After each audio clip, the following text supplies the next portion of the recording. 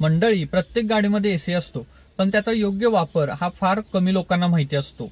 आणि आजच्या व्हिडिओमध्ये आपण हाच मुद्दा सविस्तर बघणार आहोत.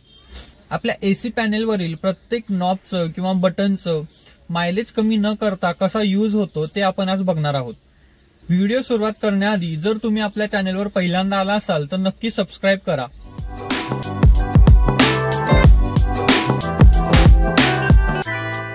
तर मंडळी, जसं तुम्ही आता बघत आहात, प्रत्येक गाडीमध्ये डॅशबोर्डच्या मध्यभागी हा एसी कंट्रोलचा सिस्टीम असते. मोस्ट ऑफ दी गाड्यांमध्ये शक्यतो म्युझिक सिस्टमच्या खाली हे तुम्हाला एसीची सिस्टीम पूर्णपणे दिसते. तर यामध्ये जसं तुम्हाला दिसतच आहे, 3 वेगवेगळ्या प्रकारचे नॉब्स आहेत, त्यानंतर एक स्लायडर आहे, त्याचबरोबर इथे एक बटन सुद्धा दिलेलं आहे. तर अशी जेव्हा एसीची सिस्टीम असते, ही एसीची सिस्टीम HVAC या प्रकारात पडते, म्हणजेच heating, ventilation and air conditioning असं त्याला टेक्निकल नाव आहे. तर आपण या प्रत्येक नॉबचा अर्थ आता समजून घेऊयात. जर तुम्ही बघितलं तर हा जो 1 नंबरचा नॉब आहे हा समजण्यासाठी खूप सोपा आहे. याच्यावर तुम्हाला एक पंख्याचं चित्र दिसत असेल. जसं आपल्या घरी पंखा असतो त्याला वेगवेगळे स्पीडचे कंट्रोल्स असतात, अगदी तसंच काम ह्याही नॉबचं असतं. तर आपल्या एसीचा हा पंखा असतो, याला आपण 4 वेगवेगळ्या स्पीडमध्ये ऑपरेट करू शकतो. सध्या तो 0वर आहे, म्हणजे तो बंद आहे. जसा जसा मी त्याचा स्पीड वाढवेल तसं जो एसी व्हेंट्समधून हवेचा झोत असेल तो सुद्धा वाढत जातो. तुम्हाला व्हिडिओमध्ये आवाजावरून लक्षात येत असेल, जसजसं मी पंख्याचं स्पीड वाढवतोय तसं एसी व्हेंटमधून येणारी हवा सुद्धा जास्त फास्ट होत आहे. त्याचबरोबर ह्या नॉबवर एक बटन सुद्धा दिलेलं आहे. जेव्हा तुम्ही हे बटन दाबता तेव्हा इथे हिरवी लाईट लागते आणि गाडीचा कॉम्प्रेसर चालू होईल.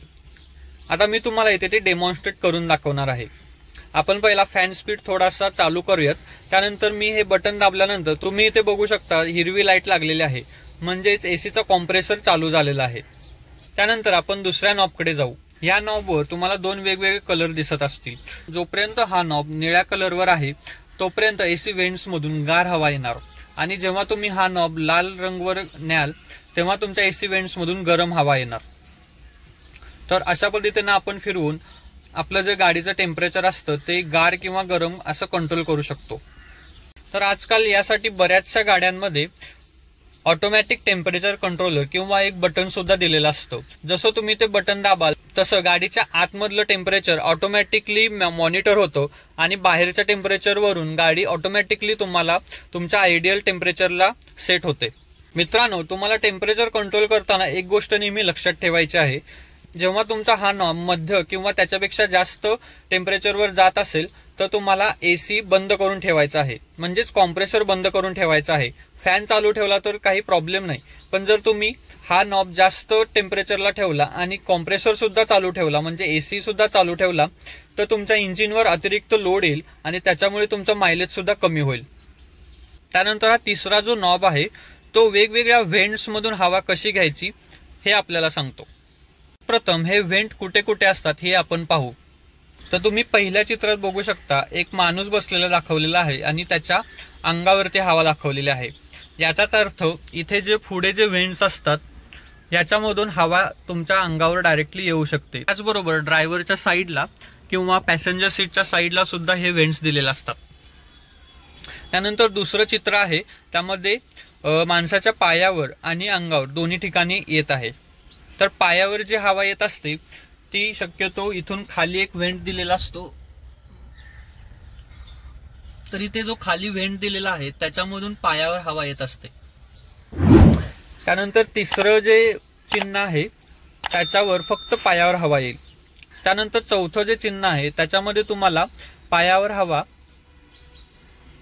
आणि एक काचेसारखं चिन्ह दिलेलं आहे आणि त्याच्यामध्ये लिहिलेलं आहे यूज विथ आणि अजून एक चिन्ह दिलेलं आहे. तर याचा अर्थ तुमच्या पायासोबतच काचेजवळ जे व्हेंट्स दिलेले असतात त्याच्यामधून काचेवर हवा फेकली जाते. मी तुम्हाला काचेवर कुठे व्हेंट्स असतात ते दाखवत आहे आता. तर अशा पद्धतीने पूर्ण तुमच्या डॅशबोर्डच्या सर्वात पुढच्या भागावर ही काचेवरचे व्हेंट्स दिलेले असतात. तर यामधून काचेवर हवा फेकली जाते. तर याचा फायदा काय असतो, तर पावसाळ्याच्या दिवसांमध्ये किंवा थंडीच्या दिवसांमध्ये जेव्हा तुम्ही गाडी चालवत असता तेव्हा काचेवर एक प्रकारचं फॉग जमत असतं किंवा काच थोडीशी अशी धुरसट झाल्यासारखी तुम्हाला दिसते. तर अशा वेळी तुम्हाला ह्या व्हेंटचा यूज करायचा आहे. आणि त्याच्यानंतर जो 5वा आहे तो फक्त काचेवरच्या व्हेंटसाठी दिलेला आहे. जेव्हा आपण हेवी पावसामध्ये गाडी चालवत असतो तेव्हा तुम्हाला असं जाणवतं की काचेच्या आतल्या बाजूने खूप काच ओली होत आहे किंवा धुसर होत आहे. तर अशा केसेसमध्ये हे दोन्ही व्हेंट्स वापरायचे असतात. त्यानंतर इथं जर तुम्ही बघितलं तर यूज विथ एक इंडिकेशन दिलेलं आहे. तर ते इंडिकेशन काय आहे ते आपण या नॉब मधून समजून घेणार आहोत. तर इथे तुम्ही बघू शकता या स्लायडरमध्ये 2 चिन्ह दिलेले आहेत आणि दोन्ही चिन्हांमध्ये जे ॲरो दाखवलेले आहेत ते ॲरो म्हणजे ती हवा आहे. तर पहिल्या चिन्हामध्ये गाडीच्या आतमध्येच हवा फिरत आहे आणि दुसऱ्या चिन्हामध्ये ती बाहेरून आतमध्ये येत आहे. तर जेव्हा आपला हा नॉब पहिल्या चिन्हाकडे असतो याचाच अर्थ गाडीच्या आतलीच हवा गाडीमध्ये फिरत आहे, म्हणजेच आतमध्येच इंटरनल सर्क्युलेशन होत आहे. त्यानंतर हा स्लायडर जसं जसं तुम्ही या दुसऱ्या चिन्हाच्या बाजूने फिरवता तसे बाहेरची हवा आतमध्ये येते. तर मंडळी, या स्लायडरचा यूज केव्हा करायचा असतो तर हा स्लायडर बाय डिफॉल्ट पहिल्या चिन्हाकडे असतो आणि हा शक्यतो रिसर्क्युलेशन मोडमध्येच वापरणे योग्य असतो, कारण याच्यामुळे एसी वरचा लोड कमी होतो. पण जर तुम्ही लॉंग ड्राईव्हला जात असाल तर अशा केसेसमध्ये 4 ते 5 तासानंतर काही वेळासाठी म्हणजे 15 ते 20 मिनिटांसाठी हा स्लायडर एक्सटर्नल हवेसाठी तुम्ही ठेवू शकता. याच्यामुळे नेमका फायदा काय होतो तर जेव्हा तुम्ही जास्त वेळ गाडीमध्ये बसलेला असता आणि जेव्हा गाडी रिसर्क्युलेशन मोडला असते तेव्हा आतलीच हवा आतमध्येच फिरत राहते. त्यामुळे थोड्या वेळानंतर तुमचं डोकं वगैरे दुखू शकतं. त्याचबरोबर आपल्या गाडींमध्ये वेगवेगळे आपण सुगंधित ठेवण्यासाठी वेगवेगळ्या कार फ्रेशनरचा वापर करत असतो आणि जास्त वेळ जर आपण या कार फ्रेशनरच्या सानिध्यात राहिलो, त्याचबरोबर रिसर्क्युलेशन मोडमध्ये राहिलो तर आपली डोकं दुखण्याची किंवा मळमळण्याची लक्षणे दिसू शकतात. त्यामुळे मधून तुम्हाला हा स्लायडर एक्सटर्नल हवेसाठी घ्यायचा आहे. त्याचबरोबर मंडळी, जेव्हा तुम्ही एखादी चढ चढत असता, घाटांमध्ये असता, तेव्हा शक्यतो तुम्हाला एसीचा कॉम्प्रेसर बंद ठेवायचा आहे. फक्त तुम्ही फॅन स्पीड कमी जास्त करू शकता, पण एसीचा कॉम्प्रेसर बंद ठेवल्यामुळे तुमचा इंजिनवरचा लोड कमी होतो आणि घाटांमध्ये गाडी जास्त स्मूथली चालवता येऊ शकते. तर आजचा हा व्हिडिओ कसा वाटला नक्की सांगा आणि जर तुमचे काही सजेशन्स असतील किंवा काही एक्सपिरियन्सेस असतील तर ते नक्की कमेंट बॉक्समध्ये शेअर करा, जेणेकरून आपल्या इतर सबस्क्रायबर्सना किंवा इतर व्ह्युअर्सना त्याचा फायदा होईल. आणि आपल्या कार गप्पा चॅनेलला सबस्क्राईब करा.